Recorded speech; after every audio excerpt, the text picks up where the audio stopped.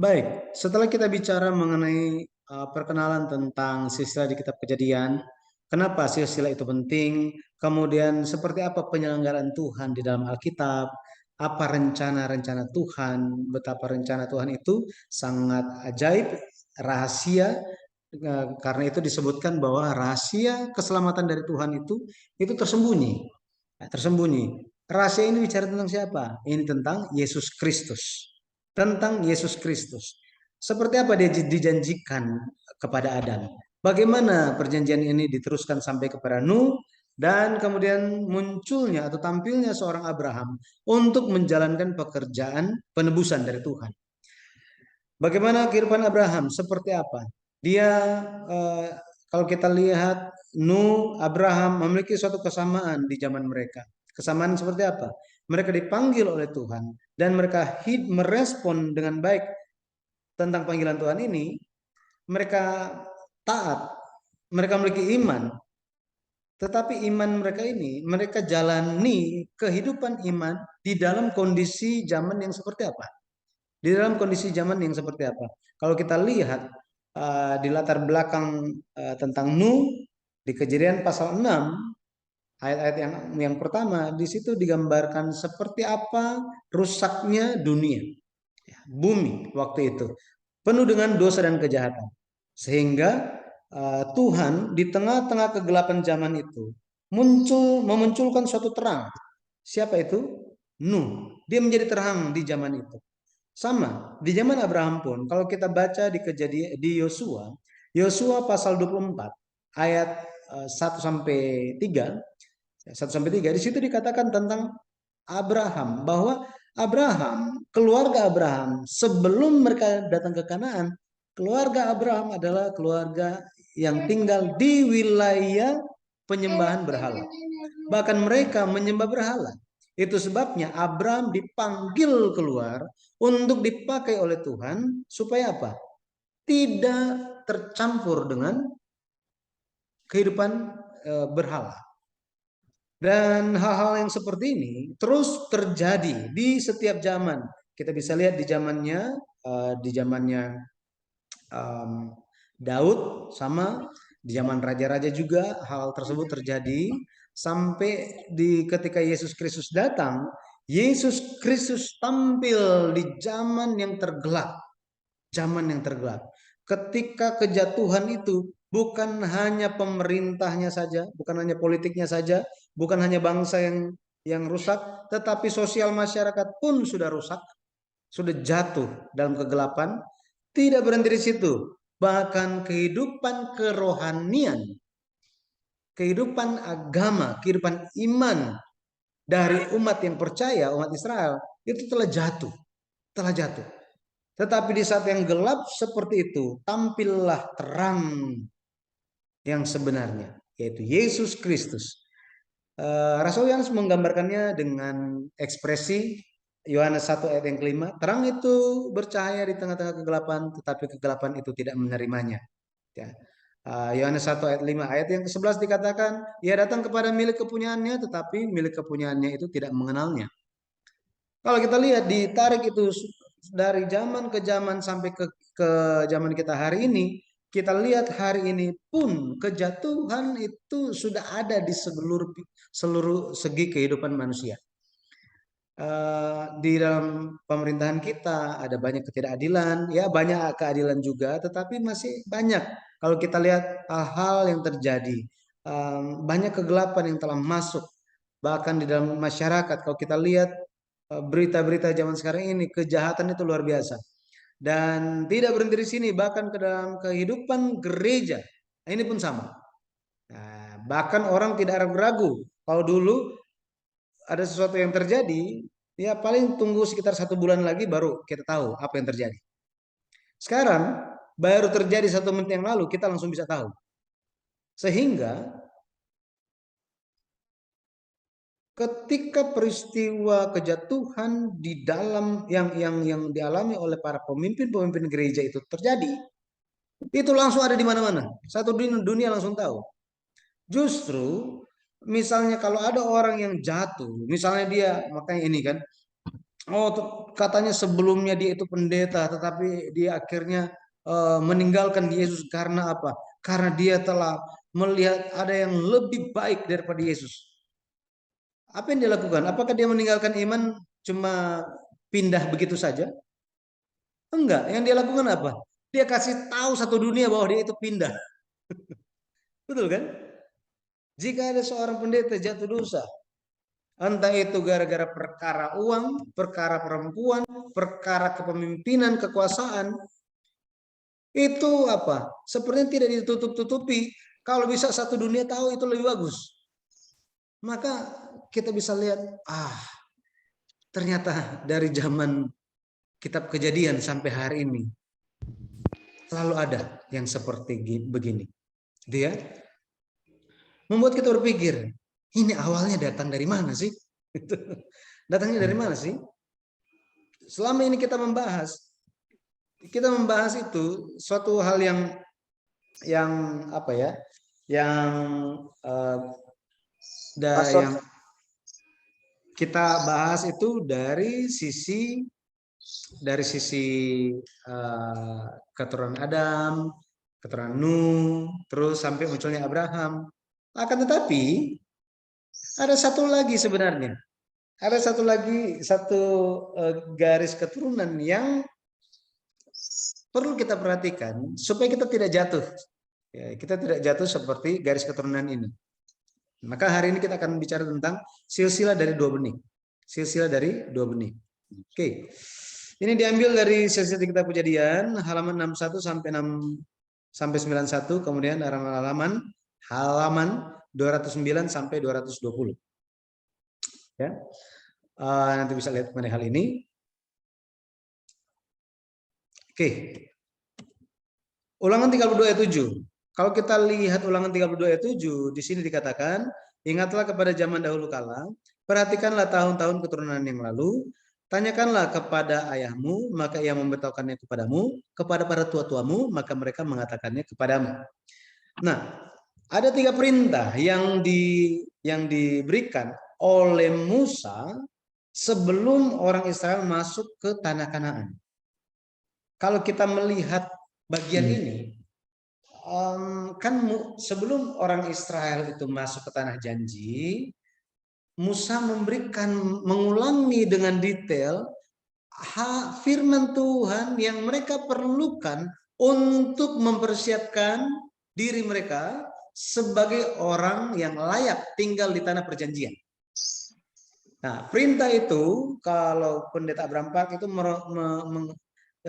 kalau boleh ambil satu, dia akan ambil ini ke Ulangan 32 ayat 7. Di sini ada 3 perintah, yaitu mengingat, memperhatikan, dan bertanya. Kenapa? Secara khususnya, kenapa harus memperhatikan tahun-tahun keturunan yang lalu? Kenapa? Ya. Karena ada satu janji Tuhan secara khusus mengenai hal keturunan. Kejadian 3 ayat 15. Kejadian 3 ayat 15. Aku akan mengadakan permusuhan antara engkau dan perempuan ini, antara keturunanmu dan keturunannya. Keturunannya akan meremukkan kepalamu dan engkau akan meremukkan tumitnya. Kalau di sini kita lihat, maka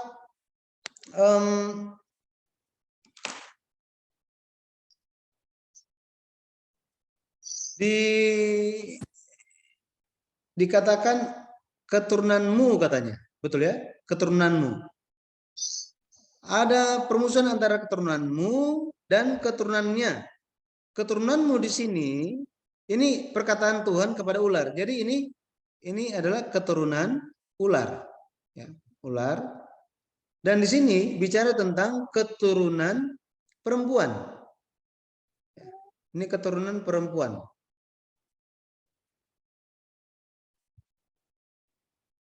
Keturunan perempuan. Ini merupakan suatu janji. Dalam istilah teologi, ini adalah proto-evangelium. Jadi kabar baik yang mula-mula atau yang terdahulu telah disampaikan. Apa sih kabar baiknya? Kabar baiknya bahwa apa? Keturunan perempuan ini akan meremukkan kepala ular. Dikatakan begitu. Akan meremukkan kepala ular. Artinya ular itu akan hancur total. Akan dihancurkan total ular itu. Di sini kata keturunan yang dimaksud adalah, ya, ini bicara tentang, kalau kita lihat bahasa Ibraninya itu adalah zera. Ya, zera. Ini pulpennya saya lupa, jadi saya tulisnya pakai jari. Jadi sambil ngikut ya. Jadi zera. Zera artinya benih, ya, benih. Tetapi Alkitab Indonesia langsung menyimpulkan itu sebagai keturunan, ya, keturunan. Tetapi sebenarnya ini benih, ya, benih. Ada permusuhan. Kalau kita dengar seorang ahli teologi namanya Warren Gage, dulu dia juga pernah membawakan webinar internasional, kalau nggak salah tahun lalu. Pendeta Warren Gage ini, dia ahli teologi, dia bilang apa? Dikatakan akan ada permusuhan. Kata permusuhan di sini, ini bicara tentang peperangan, perkelahian itu sampai bercucuran darah katanya. Sampai sedemikian gesitnya. Ini akan terjadi. Ya. Oke. Kejadian 4 ayat 1 kalau kita lihat, apa yang terjadi di situ? Ada Kain. Ya, Kain dilahirkan. Kain ini kalau kita lihat secara konteks, ya, secara konteks Kejadian 3 ayat 15, perempuan di sini bicara tentang Hawa. Kejadian 4 ayat 1, berarti keturunan perempuan itu adalah siapa? Kejadian 4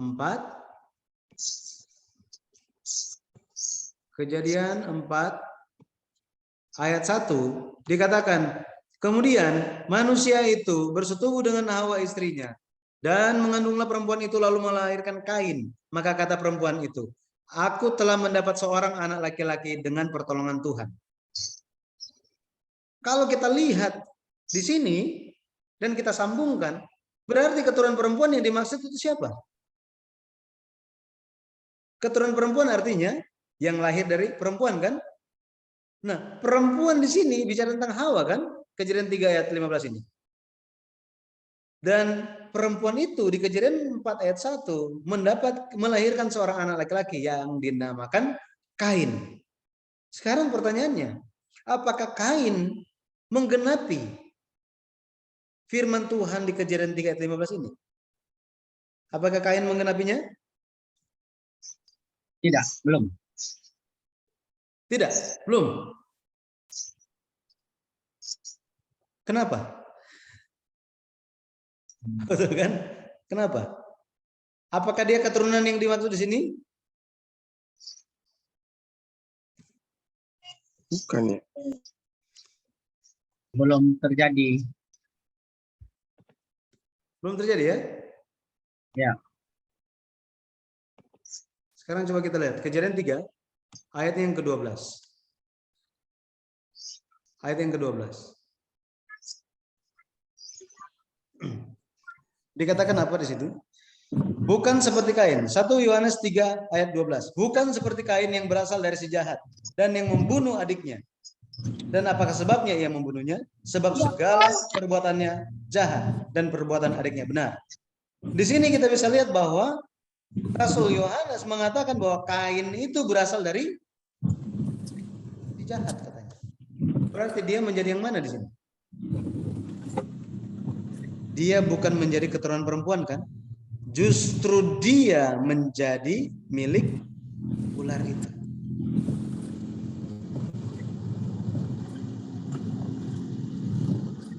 Maka keturunan ular yang dimaksud di sini bukan bicara mengenai jasmani, tetapi bicara mengenai manusia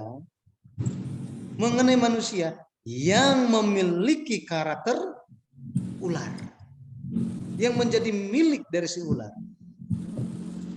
Di sini langsung dibandingkan bahwa apa?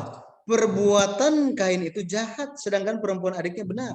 Berarti keturunan perempuan di sini itu bicara tentang Habel kan? Habel. Hanya, nah sini, hanya bukan Habel yang dibicarakan di sini. Kalau kita lihat. Tetapi di dalam sejarah, ya, di dalam sejarah penebusan sudah terjadi hal-hal ini. Ya. Puncak permusuhan itu terjadinya kapan? Kapan puncak itu terjadi, permusuhan itu? Pertempuran yang berdarah-darah. Kapan itu terjadi? Itu terjadinya di atas kayu salib. Betul ya? Di atas kayu salib. Inilah yang terjadi. Maka kita bisa lihat pada akhirnya keturunan perempuan ini bicara atau menubuatkan tentang Yesus. Bicara tentang Yesus. Dan di sini bicara tentang ular atau iblis. Ya. Iblis. Hal ini terus terjadi kalau kita lihat. Dikatakan meremukkan kepala, artinya apa? Menghancurkan total, gitu ya, menghancurkan total. Langsung pokoknya hancur total. Tetapi meremukkan tumit artinya apa? Tumit berbicara tentang kaki, berbicara tentang pekerjaan. Hal-hal yang dilakukan. Jadi akan meremukkan tumitnya bicara tentang pekerjaan dari keturunan perempuan itu akan diganggu.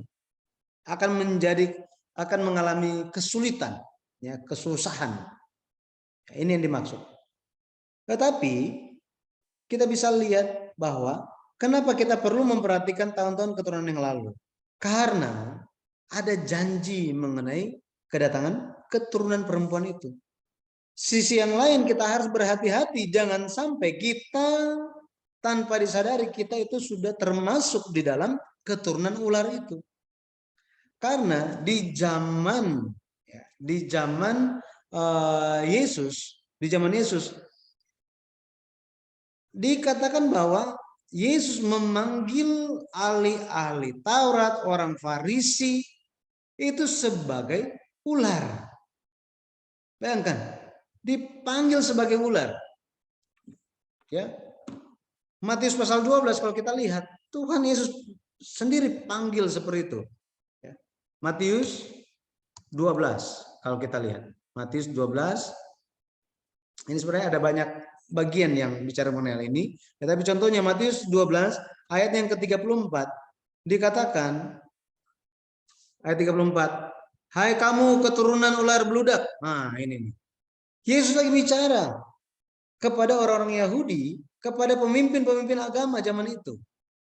Jadi mereka tanpa sadar membiarkan diri mereka itu berdiri di pihak yang salah.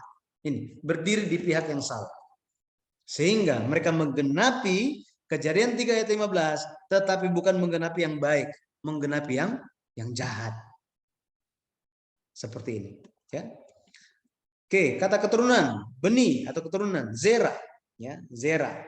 Ada dua macam benih. Yang pertama itu benih perempuan, ini adalah benih hidup. Sedangkan benih ular di sini, ini adalah benih yang mematikan. Mematikan apa? Mematikan kerohanian seseorang.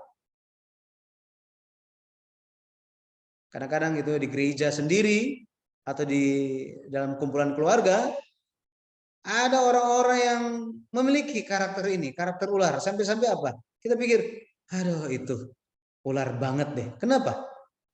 Karena licik, betul ya? Licik, bicaranya manis, padahal apa? Beda di belakang. Kita bilang seperti itu.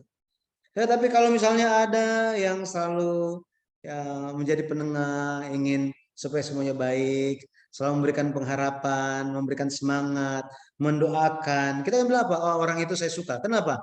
Karena dia itu positive thinking. Dia itu kayak memberikan hidup.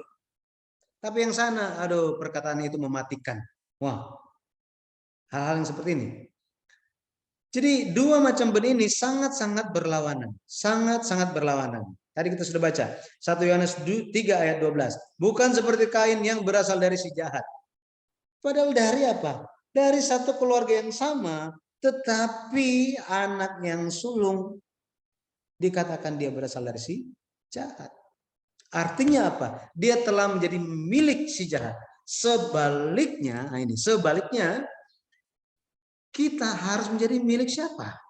Ya, milik siapa? Galatia, kalau kita baca Galatia 3, ayat yang ke-29, ayat yang terakhir dikatakan apa?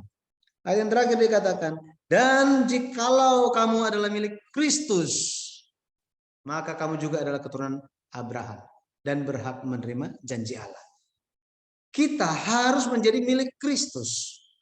Jika kita adalah milik Kristus, berarti kita ada karakter-karakter Kristus. Karakter-karakter yang ingin menghidupkan orang.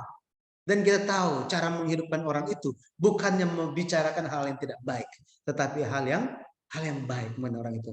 Waduh, mengenai orang itu tidak ada hal yang baik dari orang itu. Tidak ada yang baik.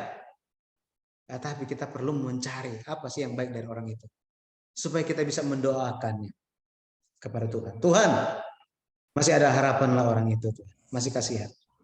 Dia kayak gitu tetapi anaknya tidak begitu. Tuhan tolong. Buatlah dia berubah. Jadi kita menjadi milik siapa? Kita ada berdiri di pihak yang mana? Itu sangat penting. Endingnya akan berbeda. Akhirnya akan sangat berbeda. Karena dua macam benih ini sangat-sangat berlawanan. Sangat-sangat berlawanan. Ya. Kalau kita lihat mengenai Adam, ya, mengenai Adam, dia ada dua anak. Ya, ada dua anak. Kalau kita lihat, ya, anak yang pertama itu adalah Kain, kemudian ada Habel. Tetapi kalau kita baca di Kejadian pasal 4, yang terjadi adalah Kain, ya, Kain dia merasa tidak suka. Kenapa? Karena ibadah dia, karena persembahan dia. Ingat, ketika kita bicara tentang persembahan, ini pun berbicara tentang penyembahan. Sekali lagi, ketika bicara tentang persembahan, maka ini bicara tentang penyembahan, ini bicara mengenai ibadah, kebaktian. Maka kebaktian dikatakan bahwa harus beribadah itu dengan segenap hati. Akan tetapi Kain, dia tidak dengan segenap hati. Tidak dengan segenap hati. Karena tidak dengan segenap hati dia beribadah, ibadahnya itu ditolak. Tetapi yang ditolak bukan hanya ibadahnya saja, tetapi siapa yang ditolak? Dia juga ditolak. Coba kita lihat. Kitab Ibrani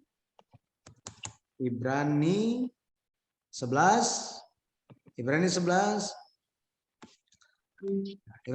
ayatnya yang keempat. Ayat yang keempat. Dikatakan apa? Dikatakan, karena iman Habel telah mempersembahkan kepada Allah korban yang lebih baik daripada korban Kain. Jadi di sini dikatakan apa? Korban persembahan dari Habel itu lebih baik. Apa yang terjadi di sini? Kejadian pasal 4. Apa sih yang dimaksud Habel itu persembahannya lebih baik? Ya.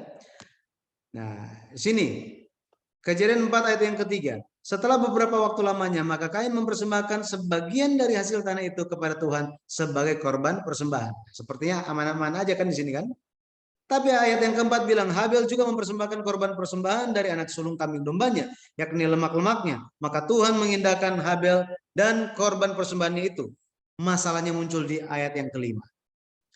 Ayat yang kelima bilang apa? Tetapi Kain dan korban persembahannya tidak diindahkannya. Tuhan tolak.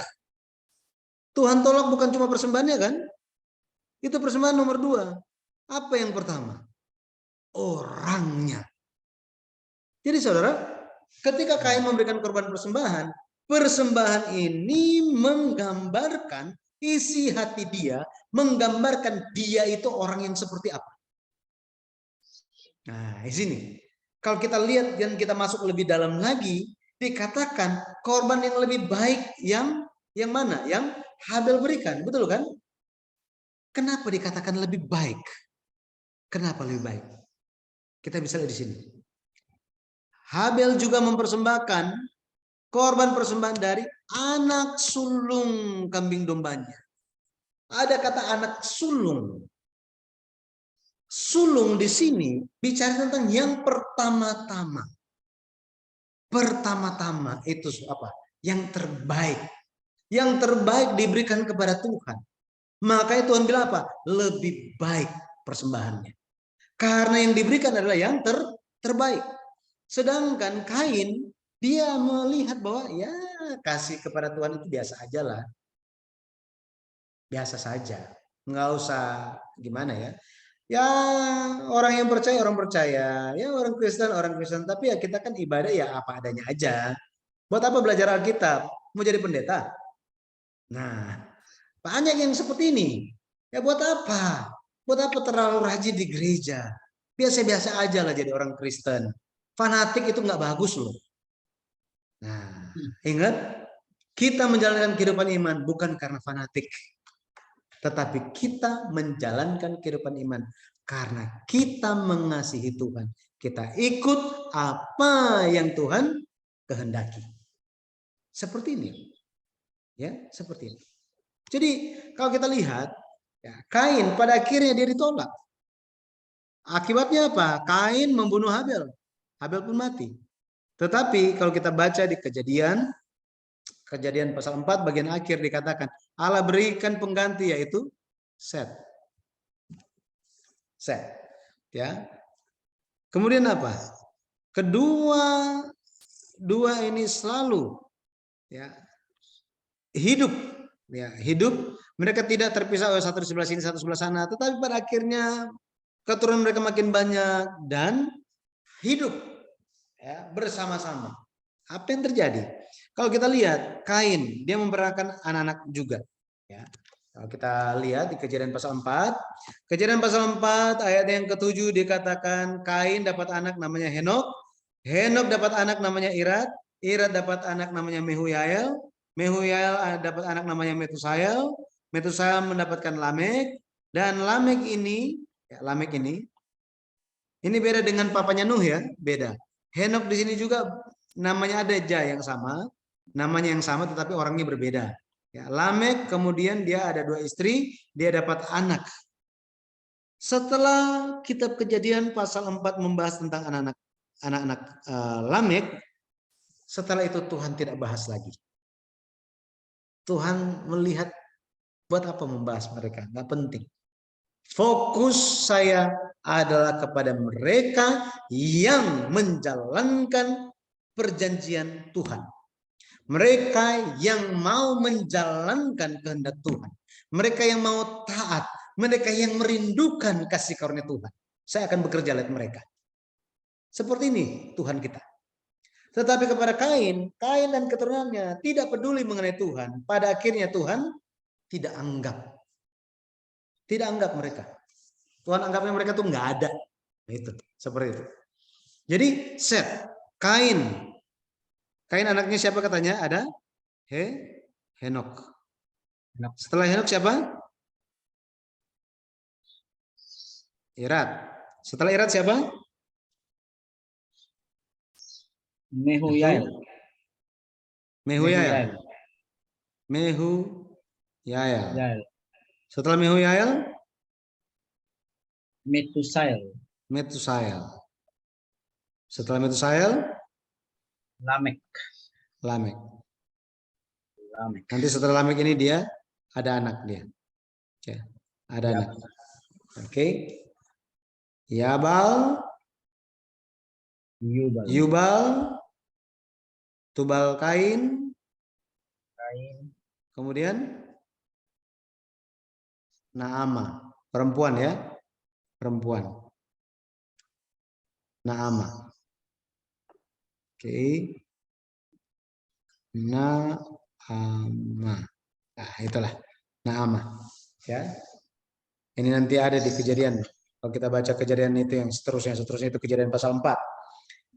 Kalau kita bandingkan Set, ini pun generasi terus berjalan. Set, Enos, Kenan, Mahalalel.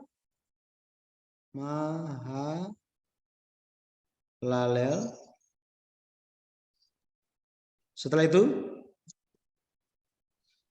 Yared. Benar ya? Henok. Ya, Yared. Henok. Setelah Henok siapa? Metusal. Metusalah. Metusalah. Metusalah. Kemudian ada Lamek. Ada Lamek. Terus Nuh. Betul ya? Nuh. Ini terus berlanjut sampai siapa? Sampai Abraham kan? Ya, Abraham. Kejadian pasal 11 ada itu. Nah, kita bisa lihat di sini ya ada perbedaan antara mereka. Dan kita lagi akan melihat ini kita sudah lihat sekilas sebenarnya, nggak banyak kita lihat, tetapi contoh gitu ya, Set memberikan nama anaknya itu Enos. Tetapi pengakuannya itu apa? Kita lihat. Ya, kita lihat. Kita lihat Kejadian 4 ayat yang ke-25 dan 26. Ayat 25 dikatakan Adam bersetubuh pula dengan istrinya, lalu perempuan itu melahirkan seorang anak laki-laki dan menamainya Set. Sebab katanya, Allah telah mengaruniakan kepadaku anak yang lain sebagai ganti Habel. Sebab Kain telah membunuhnya. Arti nama Set, ya, arti nama Set itu adalah pengganti. Benih yang lain atau fondasi. Nah ini, fondasi. Dari sini kita bisa tahu bahwa janji Tuhan, yaitu proto-evangelium itu, janji tentang kedatangan Mesias, itu dimulai dari fondasi yang baru. Seorang pengganti, menggantikan Habel yang beriman itu. Nah, dari siapa? Dari Adam lahir Set. Ini, ada fondasi yang baru. Karena fondasi yang lama itu sudah dibunuh. Ya, sudah dibunuh oleh Kain katanya. Kalau kita lanjut di ayat yang 26 dikatakan, lahirlah seorang anak laki-laki bagi Set juga dan anak itu dinamanya Enos. Enos arti namanya adalah rapuh, mudah pecah, gampang mati. Bayangkan orang tua mana yang kasih nama anaknya gampang mati? Ada enggak? Mungkin ada yang kita kenal ya, yang namanya orang yang dikasih nama Enos kan? Pernah dengar ya? Ada ya? Kira-kira dia tahu nggak arti nama dia? Hanya dalam Alkitab mungkin. Karena ada dalam Alkitab makanya langsung ambil kan? Ya, dan sekarang lebih enak gitu. Kalau ada sesi dari kita kejadian, kita jadi tahu nama-namanya gitu ya. Di seri sejarah perubusan itu saya bilang ke teman-teman yang nanti punya anak gitu, itu kalian nggak perlu cari di internet nama anak yang favorit itu apa. Kalian belajar sejarah perubusan, baca buku seri sejarah perubusan. Itu ada banyak nama beserta dengan arti namanya, beserta dengan orangnya hidup kayak apa. Pilih dari situ sesuai dengan doa kalian dan harapan kalian tentang anak kalian. Seperti itu, ya. Jadi ada yang kasih nama anaknya, ya. Kalau misalnya Kaleb, ya Kaleb, ini terkenal kan? Tahu nggak arti nama Kaleb apa? Kaleb. Kaleb pernah bayangin nggak arti namanya apa? Orangnya jujur. Arti namanya?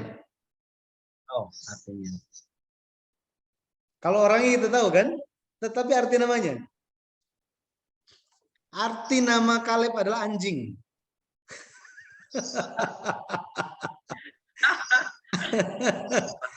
Anjing. Itu dari akar kata keleb yang artinya itu setia, menjaga. Ini, setia, menjaga. Jadi anjing itu setia. Jadi kalau kita panggil Kaleb gitu, bagi orang Yahudi itu ada dua makna. Jadi tolong jangan diterjemahkan. Jangan pakai versi Indonesia ketika panggil, oke? Tetap pakai bahasa Ibrani aja. Kaleb. Panggil aja Kaleb, ya. Banyak pendeta-pendeta terkenal soalnya. Salah satunya itu Kaleb Tong. Kaleb. Ya. Tapi kalau kita lihat, benar-benar Kaleb itu hidup sesuai dengan arti namanya kan? Kenapa dia itu setia? Hamba yang setia. Dia bisa meneruskan tongkat kepemimpinan. Bahkan apa? Dia bukan siapa-siapanya Musa. Saudara pun bukan. Betul kan? Tetapi Allah melihat kesetiaannya. Musa naik gunung, dia ikut naik gunung. Zaman sekarang kita naik gunung itu, tentu banyak persiapannya gitu ya. Zaman dulu, sudah disuruh naik, langsung naik. Turun, turun. Puasa, puasa. Kaleb selalu ada. Bahkan di pintu pertemuan antara Allah dan Musa, ketika Musa lagi bertugas, Kaleb tetap ada di situ. Ya, makanya kalau kita lihat untuk melatih seseorang, caranya itu apa? Suruh orang itu ikut kita, perhatikan kita, apa yang kita lakukan, apa yang kita sampaikan. Lihat semuanya itu, taat, ikut apa adanya, coba pahami, maka akan sama. Akan sama. Ya. Tadi waktu ada pertemuan guru-guru sekolah minggu, saya diminta kasih semangat ke mereka. Saya bilang ke mereka, ada tugas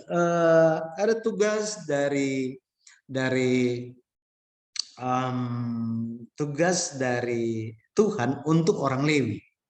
Orang Lewi. Jadi orang Lewi di sini bicara mengenai mereka yang bukan imam. Nah, tentang orang Lewi ini dikatakan mereka harus menggabungkan diri dengan Harun, dengan imam-imam. Kata menggabungkan diri itu bahasa Ibrani-nya adalah lawa. Lawa artinya menjadi satu. Menjadi satu. Artinya apa? Ketika imam lagi bertugas pelayanan, mereka juga laksanakan itu. Ketika imam lagi potong binatang untuk mempersembahkan korban, mereka pun membantu di situ. Bukan mereka yang lakukan, tetapi mereka bantu segala sesuatunya. Ketika imam lagi mengajar firman, mereka pun ada di situ. Bukan membantu apa, tetapi mereka sambil bantu, sambil apa? Dengar. Karena orang Lewi harus menjadi satu dengan imam. Sama seperti pelayan gereja menjadi satu dengan pendeta. Barulah kehendak Tuhan bisa terwujud. Banyak yang terjadi hari ini, pendetanya kemana, majelisnya pergi kemana. Tidak menjadi satu hati. Seperti ini. Tantangan bagi hamba-hamba Tuhan. Tantangan. Kenapa? Karena jemaat membutuhkan teladan yang baik. Teladan yang baik. Makanya hamba-hamba Tuhan kita perlu doakan mereka.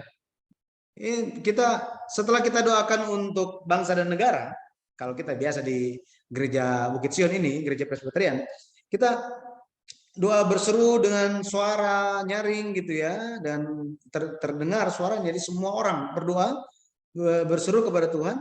Tema yang pertama itu tentang bangsa, tema yang kedua itu adalah untuk para pendeta. Kenapa?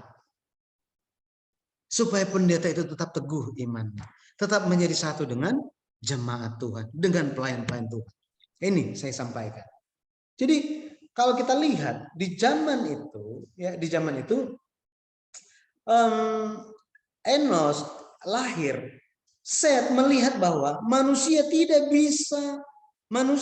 jika manusia hanya hidup sendiri, itu ujung-ujungnya hanya pecah saja, hanya akan hidup sebentar dan mati, karena manusia itu sangat lemah. Maka kita perlu Tuhan. Untuk selalu mengingat hal ini, dia kasih nama anaknya Enos, yang artinya mudah pecah, rapuh, mudah mati, atau manusia. Ya, supaya dia ingat. Dikatakan di sini Kejadian 4 ayat 26 bagian yang terakhir, waktu itulah orang mulai memanggil nama Tuhan. Wow. Ini dikasih tahu, artinya apa? Artinya di zaman Enos ini orang-orang mulai mencari Tuhan. Mencari Tuhan. Nanti sangat-sangat baik kalau saudara-saudara itu ada buku sejarah perubusan dan bisa baca. Berkenalan. Enos, kamu siapa sih? Ini. Kenan, kamu siapa? Arti nama Kenan. Ya, Kenan artinya hadiah. Hadiah yang tidak terduga. Hadiah yang tidak terduga. Kemudian Mahalalel. Mahalalel. Ya, ini artinya pujian. Ya, pujian bagi Tuhan. Halal di sini ada. Haleluya. Nah ini. Oke. Yaret. Ya, Yaret artinya turun ke bawah. Turun dengan membawa sesuatu. Ya, dengan membawa sesuatu. Jadi kalau misalnya kita lihat Enos itu bagaimana dia menunjuk kepada Yesus Kristus, manusia yang lemah perlu Yesus Kristus untuk apa? Memberikan keselamatan. Makanya Yesus pun berseru kepada Tuhan supaya mengajarkan kita bersandar kepada Tuhan. Ya, berseru kepada Tuhan, mencari Tuhan. Kenan, hadiah yang tidak terduga.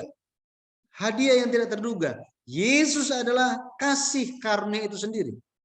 Kasih karunia, hadiah, gift, keselamatan diberikan sebagai kasih karunia.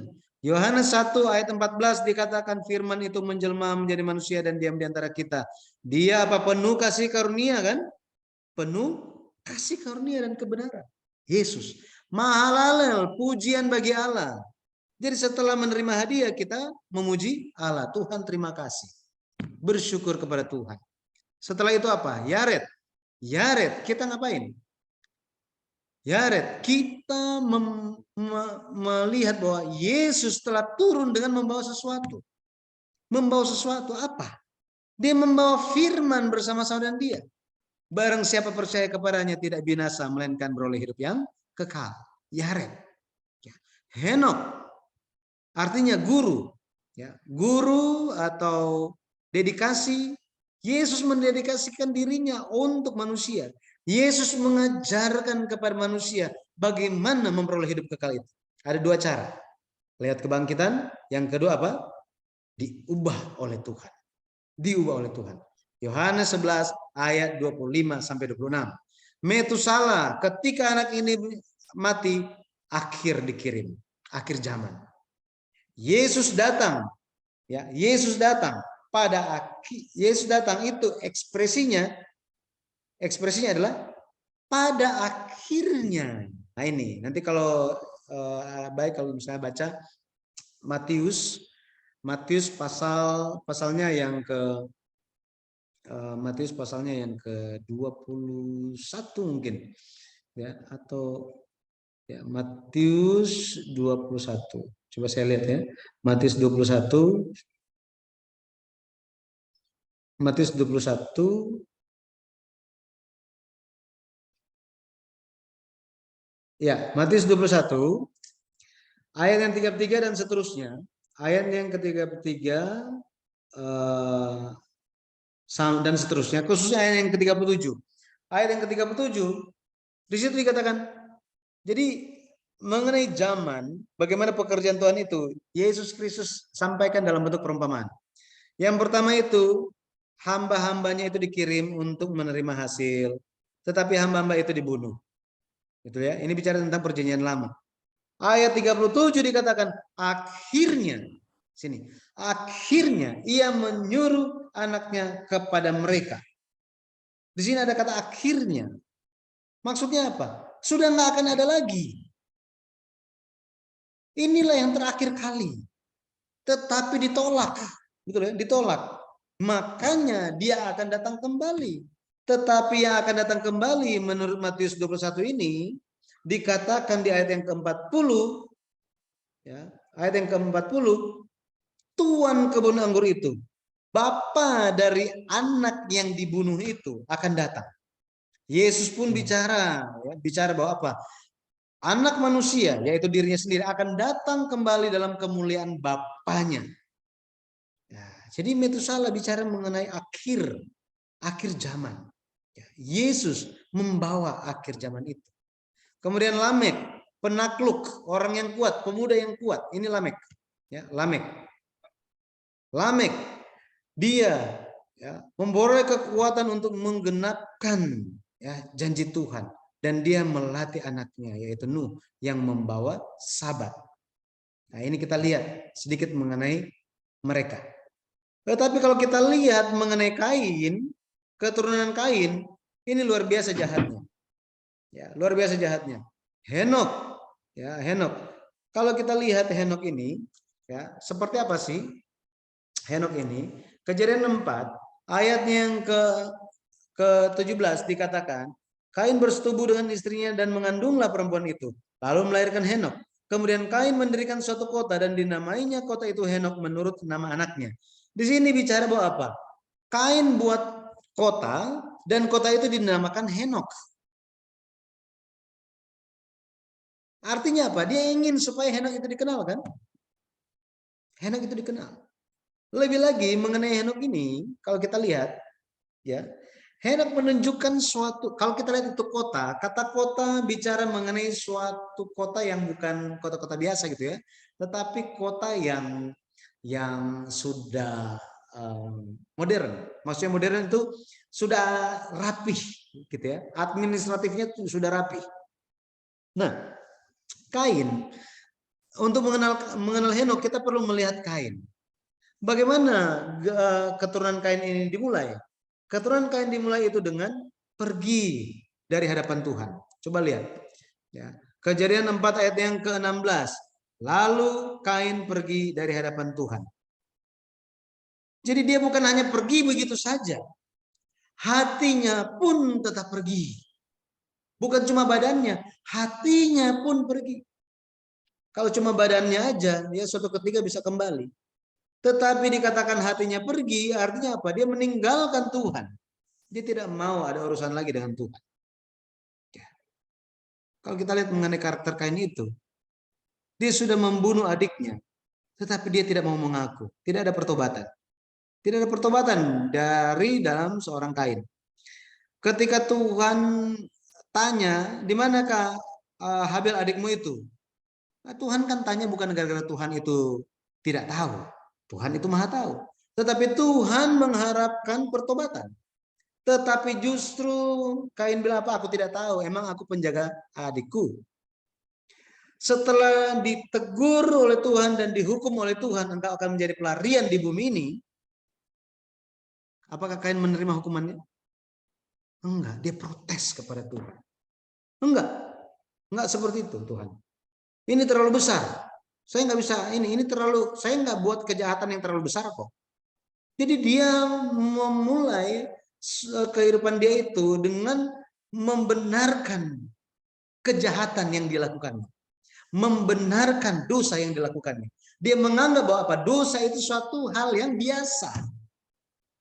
Satu dosa, kalau kita biasakan itu, lama-kelamaan kita pikir itu bukan dosa. Betul ya? Itu adalah suatu kebenaran. Ya. Kalau kita bilang kepada anak kita, langit itu warna merah. Kalau kita bilang anak kita itu, langit itu warna merah. Bukan Papa, itu warna biru. Langit itu warna merah. Setiap hari kita bilang, langit itu warna merah, warna merah, warna merah. Akhirnya anaknya akan percaya bahwa apa? Langit itu warna merah. Jadi dosa pun sama. Ketika kita membiasakan, kita toleransi mengenai hal itu, pada akhirnya di dalam hati kita, meskipun kita tahu itu dosa, tetapi daging kita tetap lakukan. Kenapa daging kita tetap lakukan? Karena daging kita sudah pasang antena. Dan daging kita dengan dosa itu satu gelombang. Cocok. Makanya daging kita ini apakah akan nurut kepada roh? Betul ya? Akan kita bawa untuk taat atau kita akan biarkan? Apakah kita akan biarkan? Nah, situ. Jadi Kain memulai kehidupannya dengan karakter yang seperti ini. Tidak ada pertobatan. Dia memulai generasi-generasi keluarga dia itu tidak ada pertobatan. Tidak ada suatu usaha untuk berbalik kepada Tuhan. Justru hanya ada pembenaran diri. Ini yang bahaya. Orang Kristen, waduh, kalau sudah pembenaran diri, sudah menganggap diri paling benar, tidak ada salah, Tuhan pun datang untuk tegur dia. Dia akan bilang apa? Tuhan salah. Tuhan salah. Makanya perlu berjaga-jaga. Orang tua yang seperti ini mendapatkan anak dan menamakan dia Henok. Dia namakan kota itu nama sesuai dengan nama anaknya. Apa yang diinginkan oleh Kain? Dia inginkan supaya Henok itu terkenal. Supaya Henok itu menjadi pengajar tentang apa? Tentang suatu kehidupan yang jauh. Kalau Tuhan itu tidak ada, kita masih bisa hidup kok. Tanpa Tuhan, emang kenapa? Dunia langsung berakhir? Enggak. Dunia tetap ada dari dulu sampai sekarang. Kalau kita baca di kitab Yohanes, siapakah antikristus itu? Antikristus adalah orang-orang yang bilang apa? Mana Tuhan mau datang? Katanya mau datang. Segala sesuatunya tidak ada yang berubah. Semuanya tetap sama sejak dunia diciptakan. Tuhan mau datang. Tuhan datang sebagai manusia. Enggak lah. Ya, saya tidak mau percaya kepada omongan kosong seperti itu. Jadi Henok hanya mengajarkan suatu kehidupan yang berfokus kepada manusia. Berfokus kepada manusia. Arti nama Henok adalah dedikasi. Jadi Kain mendedikasikan anaknya untuk humanisme. Suatu kehidupan yang hanya berfokus kepada egoisme. Nanti kita akan lihat itu di dalam bagian perbedaan antara garis keturunan Kain dan garis keturunan Set. Ya. Kemudian ada Irat. Arti nama Irat adalah buronan, pelarian. Siapa yang mau kasih nama anaknya begini? Betul kan? Ada. Nama anaknya buronan, pelarian. Artinya apa? Artinya dia sementara berkata, Henok sementara berkata begini. Kalau Tuhan itu Maha tahu, ya, maka coba, ya, cari anak saya. Anak saya tetap bisa menghindar dari segala sesuatu kok. Dia aman, ya, dia bisa melarikan diri dari segala sesuatu. Tetapi pemazmur bilang apa? Pemazmur bilang, kemana engkau dapat pergi menjauhi roh Tuhan? Mau jauh ke langit, siapa ada di sana? Tuhan ada di sana. Turun ke bawah manapun, Tuhan ada di sana. Kemanakah aku dapat pergi menjauhi rohmu Tuhan? Ku berlari mendaki ke langit, namun engkau ada di sana katanya. Jadi tidak ada yang luput. Mata Tuhan menyaksikan semuanya. Ya. Ira, Mehuyael. Arti nama Mehuyael adalah dihapuskan tanpa jejak. Dihapuskan tanpa jejak, bayangkan. Dihapuskan tanpa jejak. Jika Tuhan itu maha kuasa, coba hapuskan anak saya dari muka bumi ini. Oh, enggak tuh. Anak saya tetap hidup dan dapat keturunan kok. Ini hal-hal sikap yang menentang kuasa dari Tuhan. Mehuyael. Nah, anaknya Metusael ini bisa dibagi dua pengertian. Ya, Met dan El atau Metuseol. Met dan El, Mat, El artinya manusia Allah. Manusia Allah. Tetapi kalau Mat Seol artinya manusia neraka. Manusia neraka. Nah, kita memang tidak tahu dia hidup seperti apa. Apakah dia hidup menjadi manusia Allah atau menjadi manusia neraka. Tapi kira-kira petunjuknya itu ada dari anaknya, yaitu Lamek. Lamek ini, kita lihat Lamek, dia istri 2. Ini adalah poligami yang pertama di sepanjang sejarah dunia. Ini nih. Bukan gubernur Jawa Barat, bukan. Wakil gubernur Jawa Barat katanya dia bilang apa? Supaya HIV AIDS itu tidak berkembang, jadi poligami aja.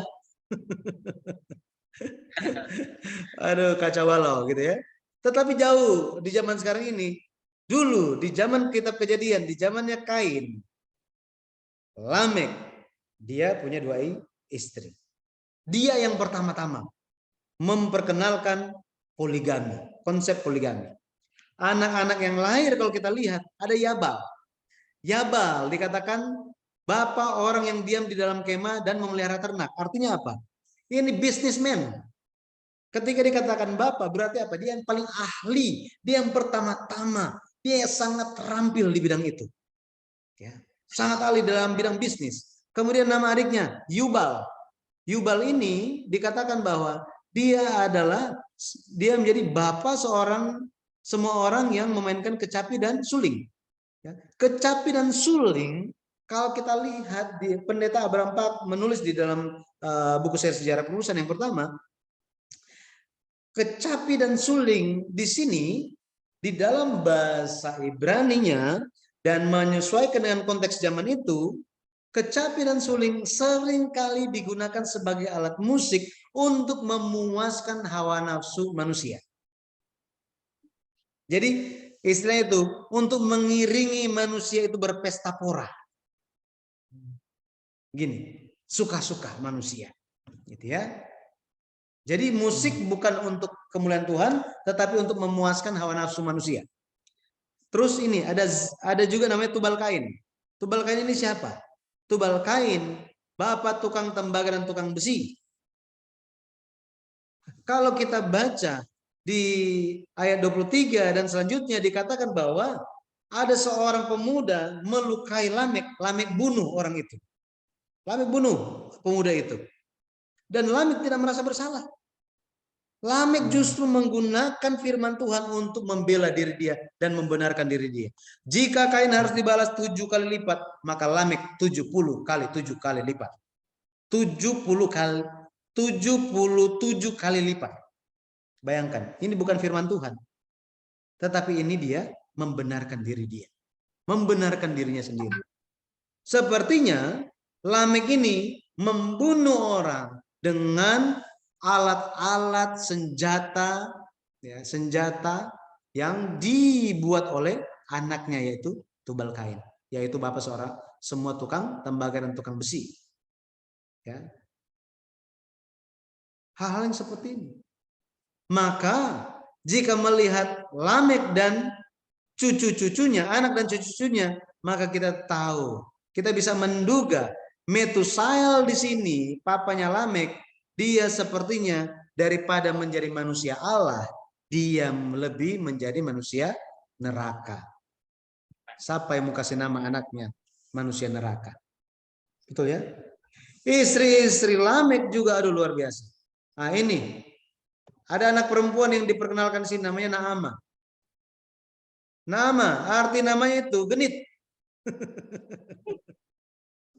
Luar biasa. Jadi kita lebih kenal ya. Kita lebih kenal. Tetapi setelah ini tidak lagi dibahas. Setelah ayat 24 bicara tentang Lamek, Tuhan tidak bahas lagi.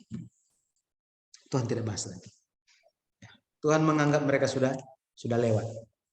Nah, hari ini kita bisa melihat bahwa apa? Dua benih itu ada di dalam Adam. Oke, dua benih itu ada di dalam Adam dan tampak lewat kehidupan anaknya. Ya. Tampak lewat anaknya. Kain, dia tidak bisa menguasai diri dia. Pada akhirnya dia menjadi milik si jahat. Menjadi milik si jahat. Apakah Adam ajarkan dia hal-hal yang tidak baik? Orang tua pasti akan ajarkan yang baik. Tetapi Kain menjauhi ajaran ayahnya. Sehingga dia menjadi milik si jahat. Kita bisa lihat pada akhirnya keturunan Kain itu selesai. Selesai, tidak dibahas lagi. Tapi pertanyaannya, ya, kalau kita lihat, apakah berhenti sampai di sini? Apakah berhenti sampai di sini? Ya. Setelah generasi Kain itu selesai dari keturunan Lamek, ternyata apa? Muncul yang baru. Muncul yang baru. Siapa mereka? Nimrod, Ismail, kemudian siapa lagi? Esau. Ya, ini mereka muncul. Dari mana mereka muncul ini? Dari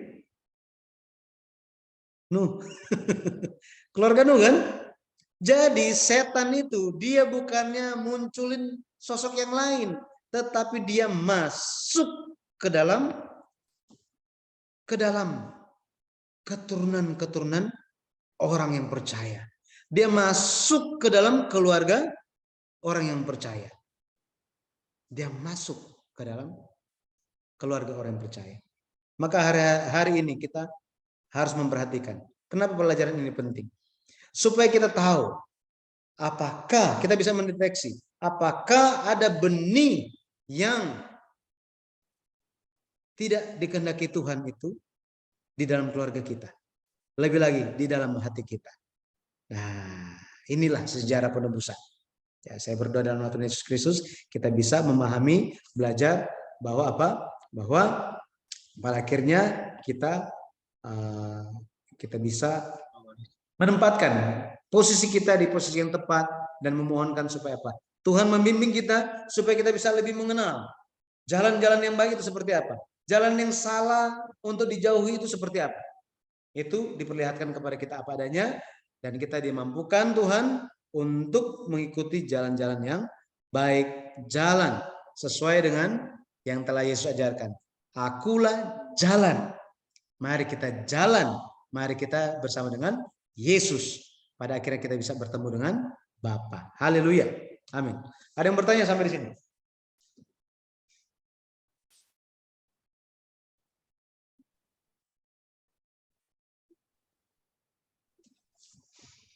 Semoga bisa dipahami.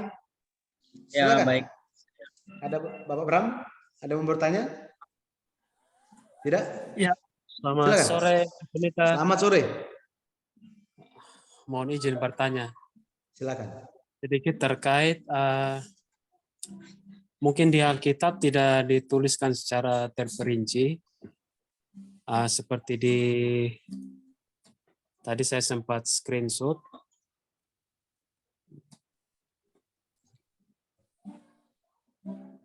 Sebentar ya saya lihat Pak Pendeta.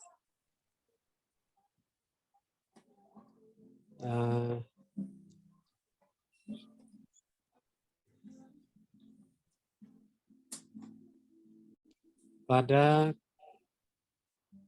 ayat ke-17, Kain bersetubuh dengan istrinya Ya. dan mengandunglah perempuan itu, lalu melahirkan Henok. Kemudian Kain mendirikan suatu kota dan dinamainya kota itu Henok menurut nama anaknya. Yang menjadi pertanyaan saya Pak Pendeta, Ya. siapakah istri dari Kain di sini? Apakah ini salah satu keturunan dari Adam dan Hawa atau ada manusia lain yang diciptakan selain Adam dan Hawa? Terima kasih. Oke. Bagaimana menurut Bapak-bapak, Ibu-ibu? Ada yang punya pertanyaan yang sama atau sudah pernah dengar jawabannya mungkin? Keturunan Adam dan Hawa yang lainnya.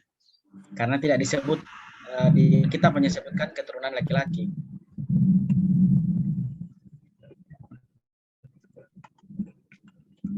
Ada pandangan yang lain? Silakan. Chris, bagaimana Chris?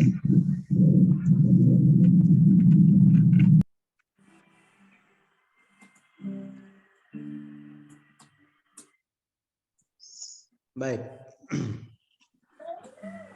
Jadi ini yang selalu orang tanya. Yang selalu orang tanya. Siapa istri Kain? Ya. Kalau saya bilang itu sebenarnya sudah ada namanya.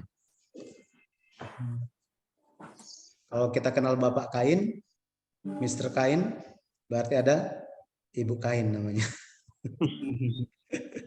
Ibu Kain.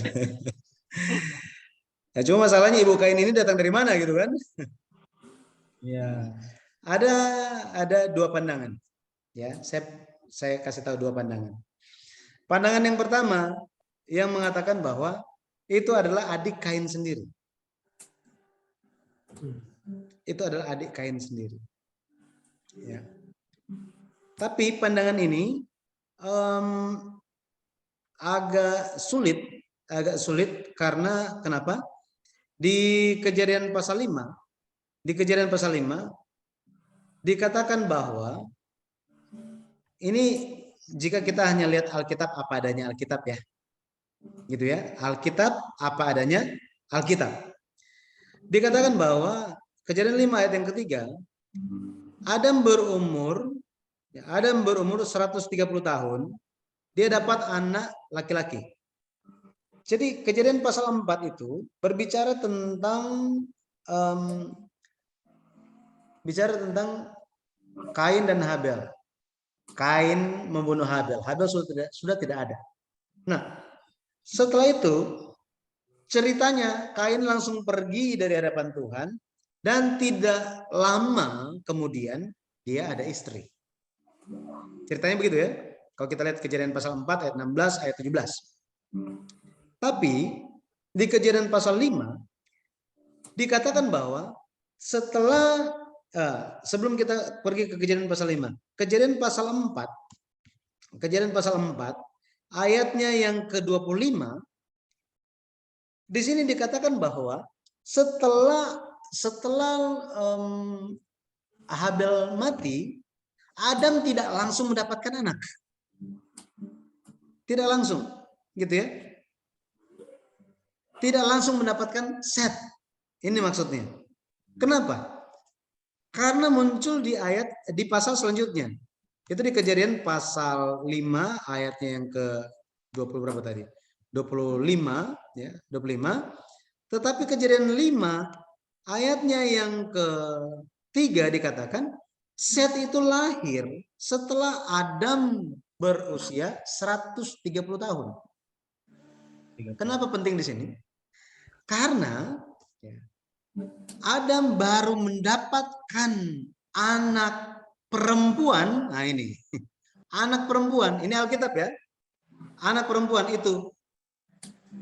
Adam mulai dapat anak perempuan setelah dia berumur 130 tahun. Kejadian 5 ayat yang 4. Umur Adam setelah memperanakkan Set 800 tahun. Dan ia, Adam, memperanakan anak-anak lelaki dan perempuan. Betul ya? Tetapi kalau kita lihat, ini sepertinya tidak langsung terjadi. Tidak langsung besar anaknya. Betul kan? Ditunggu dulu 130 tahun usianya, baru siapa lahir? Set lahir. Setelah Set lahir, baru mulai lahir anak-anak yang berikutnya. Dan secara apa ya? Kalau kita baca di Kejadian pasal 4 ayat 16 sampai 17. 16 sampai 17. Seolah-olah ini terjadi sebelum Adam berumur 130 tahun. Seperti apa kenyataannya? Ya, Alkitab hanya bilang seperti ini. Alkitab hanya bilang seperti ini. Ya. Makanya tadi saya bilang pandangan yang pertama bahwa apa? Bahwa itu Kain, istri Kain itu adalah anak dari Adam juga. Ya. Terus ada yang bilang begini. Yang menentang pandangan ini. Ya sekarang begini aja. Anak sendiri, dia membunuh anak yang lain. Yang kakak bunuh adiknya. Terus anak ini, si Kain ini pergi katanya. Pergi. Setelah beberapa waktu lamanya, terus dia kembali lagi ke rumahnya, ke rumah orang tuanya dan bilang apa? Pak, Ma, itu adik saya yang itu, ya buat saya saja menjadi istri. Apakah Adam dan Hawa akan berikan? Ya sudahlah ini. Nah, silakan ini adik kamu, jadi istri kamu aja. Nah, jadi ada pandangan yang meragukan hal itu. Bahwa tentang pandangan yang pertama, istri Kain adalah salah satu dari anak Adam. Nah, ini ada yang meragukan seperti itu. Ada yang berpendapat begini. Ada manusia yang lain. Sudah ada manusia yang lain di zaman itu. Pertanyaannya siapa mereka? Betul kan? Ini menjadi pertanyaan ya. Siapakah mereka? Tuhan nggak pernah bicara mengenai hal ini soalnya. Siapakah mereka? Ya. Nah, kembali lagi saya kasih pandangan ini gitu ya. Saya kasih pandangan ini. Kesimpulannya ya mungkin sambil kita berdoa sambil kita lihat gitu ya. Nah, ada yang berpendapat, ada yang menjelaskan kenapa dia berpendapat bahwa ada orang yang lain di zaman itu. Sudah ada orang yang lain. Alasannya yang pertama itu adalah kota. Kata kota di sini di Kejadian 4 ayat yang ke-17 menunjuk itu bahasa Ibrani adalah ir atau ir. Kota. Artinya ini menunjuk kepada suatu kota yang sudah maju secara administratif. Jika Kain hendak membangun sesuatu, seperti itu tidak cocok kalau membangun sebuah kota. Karena dia hanya ada siapa?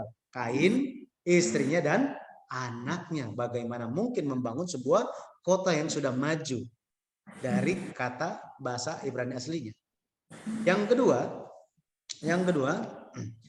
mengenai ini, Tubal Kain. Tubal Kain dikatakan dia adalah bapa semua tukang tembaga dan tukang besi. Di dalam sejarah, ya, di dalam buku sejarah, ya, buku sejarah dunia, jika dibandingkan itu ada zaman-zamannya. Adalah zaman batu, ada zaman batu muda, ada zaman besi, ada zaman besi apalah. Nah, ini dari satu zaman kebudayaan, ya, suatu kebudayaan manusia, peradaban manusia ke peradaban selanjutnya itu membutuhkan waktu yang sangat panjang. Bisa ratusan tahun, bisa sampai ribuan tahun. Katanya begitu. Katanya ya, katanya seperti itu.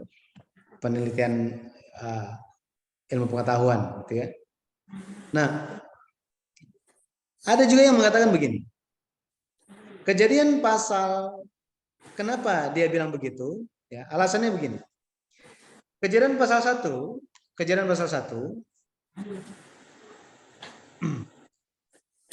kalau dibaca ayatnya yang ke-26 sampai 28, ketika hari ke-6 Tuhan menciptakan itu, ini, Tuhan menciptakan itu bukan satu manusia. Bukan cuma laki-laki saja.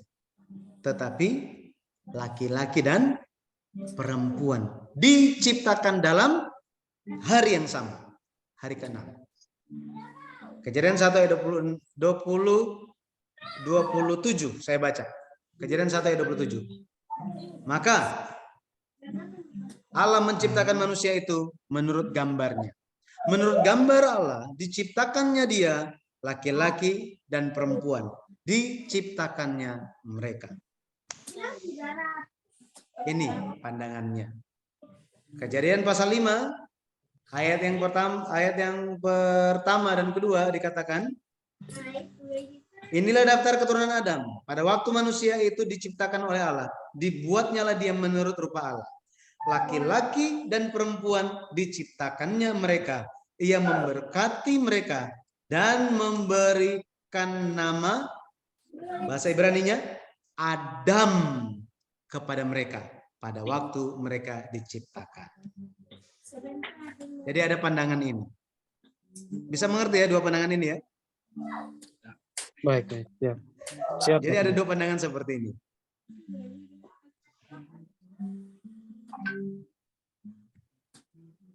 Jadi saya belum mau menyimpulkan. Saya hanya memberikan pandangan dan saya kasih pertanyaan. Jadi siapa Adam yang dimaksud di sini? Siapa Adam yang dimaksud di sini? Ini nih Adam yang ini nih. Nih, yang ini nih. Yang suaminya Hawa, papanya Kain dan Habel dan Set. Nah, itu siapa itu? Siapa Adam itu? Saya penasaran ingin kenal Adam itu. Siapa dia? Dia adalah manusia pertama. Oh ya? Apa yang dimaksud dengan manusia pertama di sini? Nah, Menarik, ya, menarik. Mungkin kita bahas itu di lain kesempatan. Siap. Ya, tapi yang penting kita ada dua pandangan ini. Dua pandangan ini ada yang setuju mengenai hal yang satu, ada yang setuju mengenai hal yang lain. Ya, itulah apa adanya. Saya kasih tahu apa adanya di dalam Alkitab, ya seperti itu. Pandangan yang ada seperti apa? Pandangan saya yang tadi, pertanyaannya. Kalau saya mau bertanya, saya bukan akan tanya siapa istri Kain. Saya akan tanya, Adam suaminya Hawa di sini. Siapa dia? Siapa dia? Apakah dia itu, bagaimana dia diciptakan? Unsur dia diciptakan itu seperti apa?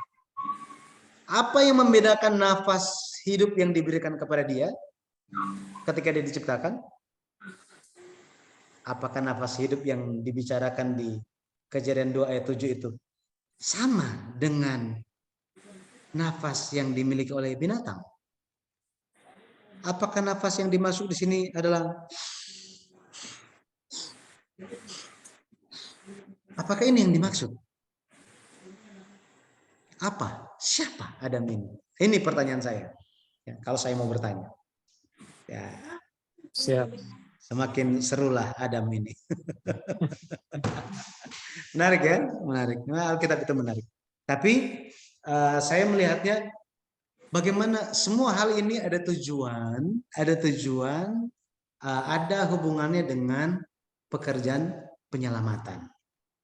Ini kita harus mengerti, melihat semua yang ada dalam Alkitab dengan dari kacamata, ya, dari kacamata bagaimana Allah hendak menyelamatkan manusia.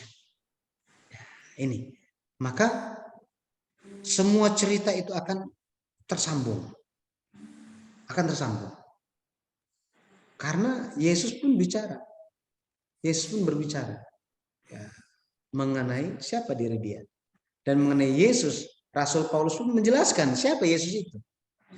Di 1 Korintus pasal 15, nanti bisa baca itu, 1 Korintus pasal 15. Dibandingkan Adam, dibandingkan dengan Adam juga. Adam dibandingkan dengan Adam. Gitu. Jadi Adam yang pernah tinggal, yang pernah diciptakan itu, yang pernah ada di Taman Eden itu, dibandingkan dengan Adam yang kedua, Adam yang akhir ini, yaitu Yesus Kristus. Nah, ini dijelaskan. Nah, ini suatu hal yang menarik, ya, suatu hal yang menarik. Baik, nanti kita akan bicarakan itu di lain kesempatan, ya. Oke, Pak Jansen ada yang mau disampaikan? Saya lebih ke aplikatif sebenarnya sih Pak Pendeta, kan tentang keturunan, kan ternyata turunan ular ya di sini kan tidak jasmani ya, tapi kan saya sering berdiskusi dengan teman-teman yang mereka menganggap bahwa paham sekali selamat tetap selamat. Sedangkan ada banyak contoh orang-orang yang mungkin yang bisa teman-teman tahu kayak Pak Raffi Sakarias ya. Maksudnya dia berkhotbah dengan begitu hebatnya di akhir hidupnya, tetapi ada skandal juga. Jadi akhirnya banyak orang menyerang tentang itu. Sekali selamat tetap selamat itu sepertinya tidak ini. Banyak saya dapat ini. Kira-kira menurut Pak Yudi bagaimana? Sekali Yang selamat tadi tetap selamat. ya. Sekali selamat tetap selamat, mungkin itu hanya bisa diterima di satu sisi saja, tidak bisa secara keseluruhan, hanya di satu bagian aja, ya, satu bagian aja. Ketika kita ada dalam Yesus, misalnya gitu ya, kita ada dalam Yesus, Yesus selalu ada dalam kita pegang Yesus sampai akhir, maka kita akan selamat. Haleluya, amin. Tapi jika sekali selamat tetap selamat dilihat dari sisi, oh itu sudah dibaptis, dia sudah terima Yesus Kristus sebagai juru selamat. Tetapi pada akhirnya dia itu menjadi orang yang murtad, tidak percaya Yesus, menyangkal Yesus.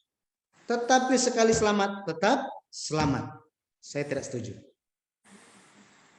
Saya tidak setuju. Ya. Artinya apa? Artinya percaya Yesus dari awal sampai akhir harus ikut terus. Harus ikut terus. Gitu ya. Bukannya karena sekali selamat tetap selamat itu seringkali disalahpahami oleh orang dan sering dipakai untuk jaminannya. Kan saya sudah percaya Yesus, itu sudah cukup. Jadi dia hidup semau dia. Nah ini tidak seperti itu. Sekali selamat tetap selamat tidak untuk kondisi demikian. Sekali selamat tetap selamat itu tepat jika kita pahami sebagai statement bahwa kita telah terima Yesus, maka kita akan selamat. Maka Yesus itu selalu ada di dalam kita dan kita akan selalu di dalam Yesus. Maka pasti kita akan selamat. Sekali selamat, tetap selamat. Bisa diterima. Tetapi jika dikatakan sekali selamat, pasti tetap akan selamat. Tidak peduli bagaimana hidup orang itu. Ini keliru. Jika itu dibenarkan, maka Alkitab tidak ada gunanya. Betul kan? Tidak ada gunanya. Buat apa Tuhan kasih persyaratan yang begitu sedemikian rupa sebagai suatu kondisi iman? Rasul Paulus sendiri pun dikatakan bahwa apa? Aku pun sangat khawatir jangan sampai aku sangat berusaha gitu kan, berusaha untuk mengabarkan keselamatan, ternyata saya sendiri nggak selamat. Jangan. Itu sebabnya saya apa? Tetap mengusahakan keselamatan itu. Usaha. Harus ada usaha.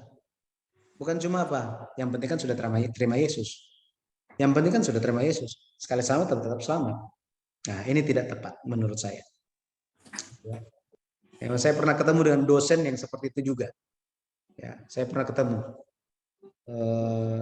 Ketika diperkenalkan begitu, dia bilang sih, ini pendapat saya pribadi ya. Menurut saya Tuhan itu kasihnya luar biasa, luas, sangat mendalam, sulit dipahami. Jadi kasih Tuhan kepada seseorang pun sama. Sekali dia terima Yesus Kristus, pasti masuk surga. Seperti apapun kehidupan dia. Waduh, saya kaget. Ternyata pandangan-pandangan seperti ini banyak di sekolah teologi itu, saya keluar akhirnya. Aduh, saya nggak bisa. Bagaimana saya bisa percaya, saya bisa belajar dari orang-orang yang imannya tidak mewakili Alkitab. Itu maksudnya. Ya, ini personal gitu ya. Tapi ya apa adanya seperti ini. Oke. Ada lagi yang mau disampaikan? Pak Pendeta mungkin kan yang kalau orang yang punya paham sekali selamat tetap selamat itu kan mereka menggantungkan bahwa keselamatan itu kan kasih karunia, bukan ada unsur perbuatan. Karena kalau apa ada selamat plus bla bla bla berarti kan ada unsur keselamatan plus perbuatan. Ya, makanya orang yang bicara seperti itu biasanya mengesampingkan iman tanpa perbuatan adalah mati. Kenapa? Ketika berbicara tentang iman, itu adalah suatu hadiah. Iman adalah suatu hadiah. Karena dengan iman itulah keselamatan diberikan. Harus ada iman, bukan selamat dulu baru dapat iman. Iman dulu baru ada keselamatan. Efesus 2 ayat 8 bicara tentang hadiah. Apa hadiah itu? Apa karunia itu? Iman yang diberikan. Tetapi iman tidak bisa dipisahkan dengan perbuatan. Firman Tuhan sendiri bicara begitu kan? Nggak bisa dipisahkan. Maka tidak bisa mengedepankan